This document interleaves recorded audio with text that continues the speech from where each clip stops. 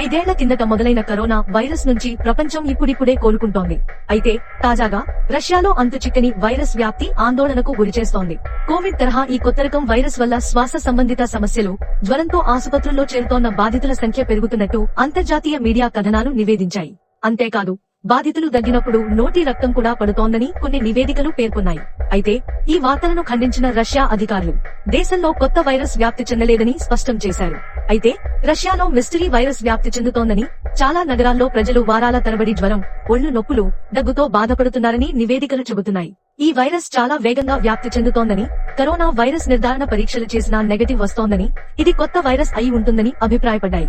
5 రోజులుగా జ్వరంతో బాధపడుతోన్న అలెగ్జాండ్రా అనే మహిళకు దగ్గుతున్నప్పుడు రక్తం పడుతోందని పేర్కొంది. ఎన్ని మందులు వాడినా తగ్గడం లేదని ఆమె ఆందోళన చెందుతున్నట్లు తెలిపింది. ఇలాంటి బాధితులు చాలా మంది ఉన్నారని పలు నివేదికలు వెల్లడించాయి. కొంతమంది సోషల్ మీడియాలో దగ్గుతున్నప్పుడు రక్తం పడుతోందని పోస్ట్ చేశారు. యాంటీబాడీ చికిత్సకు కూడా ఈ వైరస్ లొంగడం లేదని వైద్య నిపుణులకు సవాల్ మారిందని తెలిపారు. ఈ వార్తలపై స్పందించిన రష్యా యంత్రాంగం దేశంలో ఎలాంటి కొత్త వ్యాధి కారకాలు గుర్తించలేదని ప్రకటించింది. కొత్త వైరస్ వ్యాప్తికి ఎటువంటి ఆధారాలు లేవని స్పష్టం చేసింది. తప్పుడు వార్తలతో ప్రజలు ఆందోళన చెందుతున్నారని, అందులో నిజం లేదని పేర్కొంది. నివేదికల్లో పేర్కొన్న మహిళకు మైకోప్లాస్మా న్యూమోనియా ఉందని వైద్యులు నిర్ధారించారని అధికారులు తెలిపారు. ఒకవేళ కోవిడ్ లాంటి వైరస్ వస్తే ఎదుర్కోవడానికి యంత్రాంగం సిద్ధంగా ఉందని చెప్పారు. బాధితులకు నిర్వహిస్తోన్న పరీక్షల్లో ఎలాంటి నూతన వ్యాధి కారకాలు బయటపడలేదు.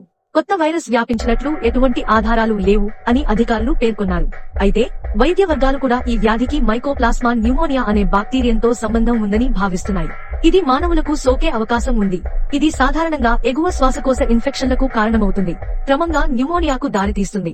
ఈ ఇన్ఫెక్షన్ కారణంగా గతేడాది చివర్లో రష్యాలో భారీగా కేసులు నమోదయ్యాయి. కానీ అప్పట్లో రష్యా అధికారులు దీనిని నిర్ధారించలేదు. సాధారణ ఫ్లూగానే కొట్టిపారేయడం గమనార్హం.